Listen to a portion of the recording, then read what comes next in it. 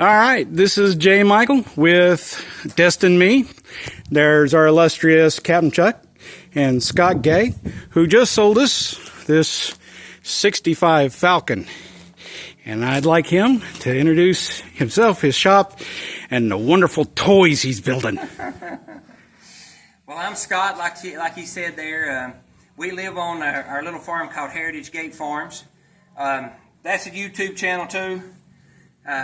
So if you can check us out when you check him out there, we appreciate it. So we do all kinds of stuff, and I love Falcons. So he asked me if we got in, and the Falcon that I sold him, I actually saved out of the junkyard to actually get the pieces off of it.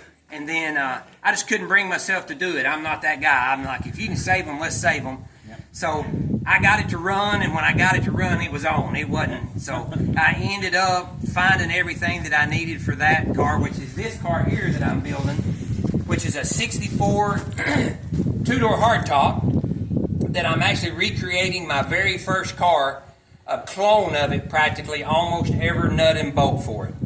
And we also, me and my son plan on driving this car in June on a 1,600-mile road trip and going on a power tour in it. Well, you definitely let us know when that video goes up. So I've got to get on with it. So he asked me to show you the cars. So the ones we got done, we got Franklin. That's what my wife calls this because it's a 66 travel wagon turtle top Falcon van. Let's show you that turtle top. I've never seen anything like this. And so that's why we call it Franklin, because it looks like a turtle. They call it a turtle top. It's pretty much all original drivetrain, inline six, 3-speed on the column. Absolutely runs like a sewing machine. The intent is to redo the insides in it, and then since I am a paint and body man, we're going to strip this thing down if it lasts that long. And my wife wants it a khaki green and a beige. That's a pretty common color, believe it or not, on these things. And it's a pretty rare van, you know. I hope it is, because I paid for it like it was a rare van. I don't want to say much like that, but I looked in it. And then here is my Ranchero. This is my 66 Ranchero that actually I got my uncle. I acquired it through my uncle. We got it from the original owner, which is like an 81 or 2-year-old man. It's a deluxe. It's had one crappy scuff and shoot, probably a $99 paint job back in the 80s. Yeah. Because the brick, if you walk up here, it's a deluxe, so it has all like Sprint trim and stuff on it. It's a 289 4-speed car. As far as we can tell, the car is probably, other than the paint job, probably 85% all original. When I got it, it had 13,900 miles on it. And it's got 16,400 miles on it now. And no, I don't drive it a lot, but I do drive it all I want to. If you want to look up here, this here tells the story of its mileage also. Other than the aluminum radiator, because we did get out and drive it some, pretty much all like it was. That's pretty. And here is the, oh, wait a minute. I always forget. The last oil change sticker that the guy done on it had 13,100 miles on it. And it was in 9/3 of 85. Yes, I've changed the oil in it, but when I got it, it hadn't had the oil changed in it. And it had like 13,900 miles on it when I got it. He'd put like 200 miles on it. Yeah, he'd put like 200 miles on it. So, and then this is the motor that's going in the 64 hardtop. I wish we messed up on the flex plate and stuff on the back of it, or I could actually start it for you, but I can't because of that. But other than the valves and the port work in it, this is an exact replica of the engine that was in my 64 Falcon that we built and put in 1984. Same torquer twisted intake on it. Same Mallory ignition on it. Same Voltmaster coil. I went that far to find the old stuff like that, the old Voltmaster coil on it. And then who didn't have a blue or a red flex fan back in the 80s on their hot rod? I know I did. I even found one of them. There you go. And then I guess the last thing I'll show you, because it tells the whole story, reason I kind of got.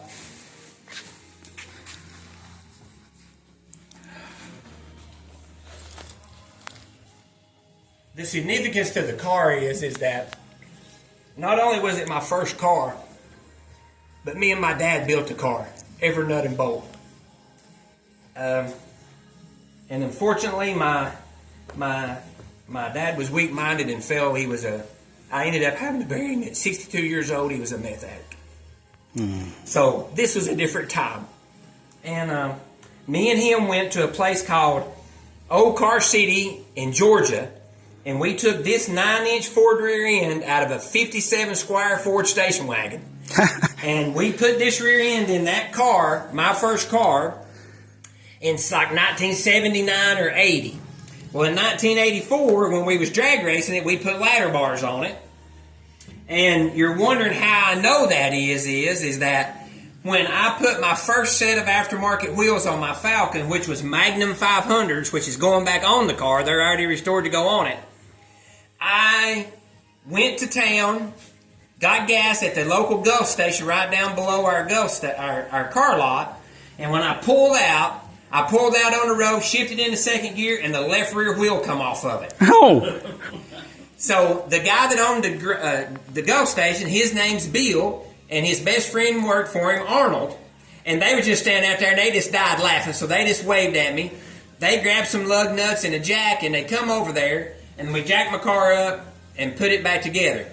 So he can't probably see over here, but this backing plate on this rear end, you can see the rear end's as slick as most people's hood is, but the backing plate on this rear end, the bottom of it's scuffed off of it. I couldn't bring myself to fix it because that proves to not only me but anybody else that asks about it that this is in fact the rear end that come out of my first car. And then lastly, that makes it even cooler is cars tell stories, you know. And if you've been fortunate enough to be around them like I have all my time, I could fill up this building full of them. But the Falcon that's up on the lift over there, that was Bill York's old Falcon. He bought it brand new. The guy that laughed at me, that come and got me off the side of the road. And not only that, I found my very first job application, and Bill York was one of the references of my very first job application, and I'm going to build his car back to mimic my car.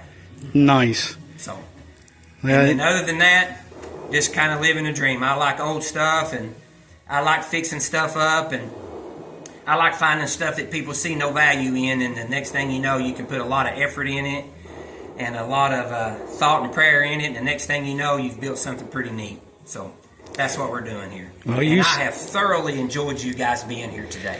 Well, we've had fun here too, and I appreciate all that you've told us, and I love these cars that you've built, and I think you're gonna be somebody we're gonna talk to again. I think. Good deal. This is.